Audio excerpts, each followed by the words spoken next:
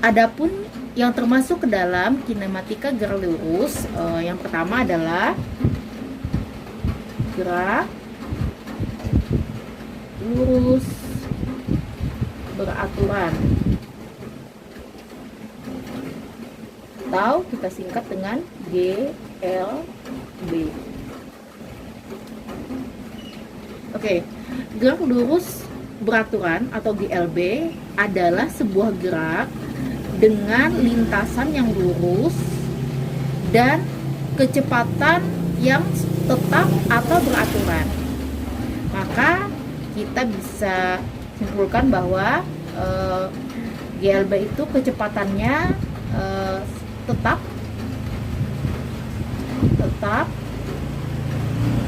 kemudian percepatannya sama dengan 0 karena tidak ada perubahan kecepatan, makanya percepatannya sama dengan 0. Oke. Dalam GLB ada dua rumus yang digunakan. Yang pertama adalah kita mencari jarak. Jarak tadi kita simbolkan dengan S ya. Jadi jarak itu sama dengan simbolnya adalah S. Itu sudah tadi membahas tentang jarak. Nah, jarak itu rumusnya adalah kecepatan sesaat dikali waktu. Jadi kecepatan kelajuan atau kelajuan itu istilahnya adalah kecepatan, ibu singkat kece ya, kecepatan saat apa? Kecepatan saat T sekon atau kecepatan pada saat waktu berapa sekon. Nah, kemudian rumus yang kedua, kalau jarak, kemudian kita ada rumus perpindahan. Perpindahan itu bisa disimbolkan dengan bisa delta X ya. Kalau arahnya horizontal kiri kanan ya, itu delta X, bisa juga delta Y ke atas dan ke bawah ya. Sama saja. Delta X rumusnya ya, di sini kita kasih tanda garis panah di atas menunjukkan bahwa dia besaran vektor. Kemudian kecepatan ini karena dia ada tanda panah di atasnya, dia dinamakan dengan kecepatan rata-rata.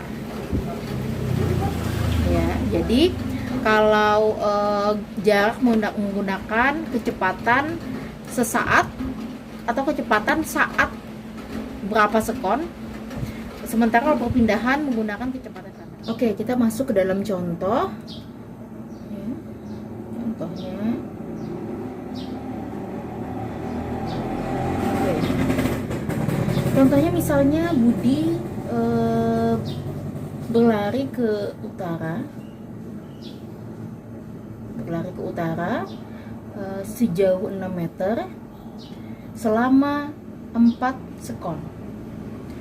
Kemudian Budi berbelok arah ke timur sejauh 8 meter selama 6 sekon. Pertanyaan pertama adalah tentukan jaraknya. Jadi jarak itu disimbolkan dengan S.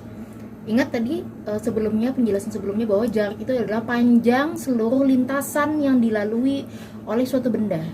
Kita anggap saja itu memudahkan, di sini ada titik A, titik awalnya, titik acuannya, ke utara B, ke timur C.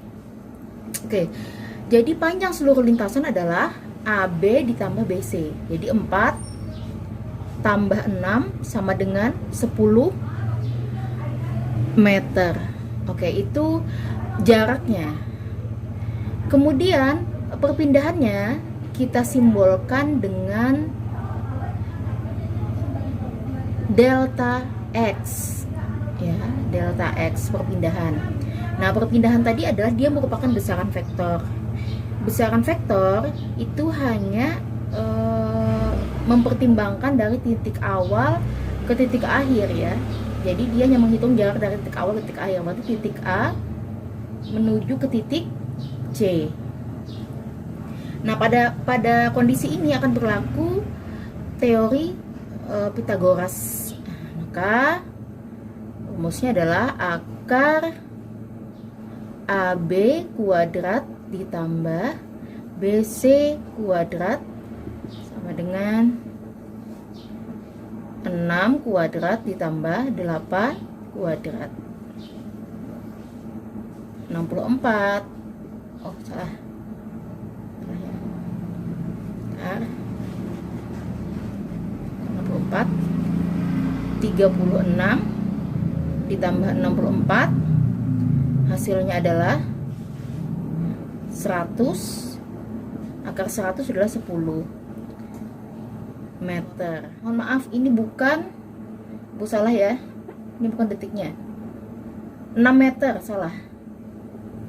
6 meter ditambah 8 meter jadi 14 meter. Mohon maaf, itu salah. Jadi jaraknya 14 meter karena panjangnya dari A ke B adalah 6 meter, dari B ke C adalah 8 meter, jadi 14 meter. Nah, untuk perpindahannya adalah 10 meter.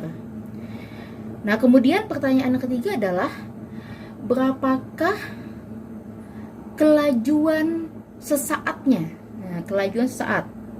Rumusnya kita menggunakan jarak tadi. Berarti kalau S sama dengan V dikali T, maka kalau untuk mencari V sama dengan S dibagi T. Ya. S-nya di situ adalah 14 dibagi T-nya itu adalah waktu total. Berarti 4 sekon ditambah 6 sekon. 10 sekon.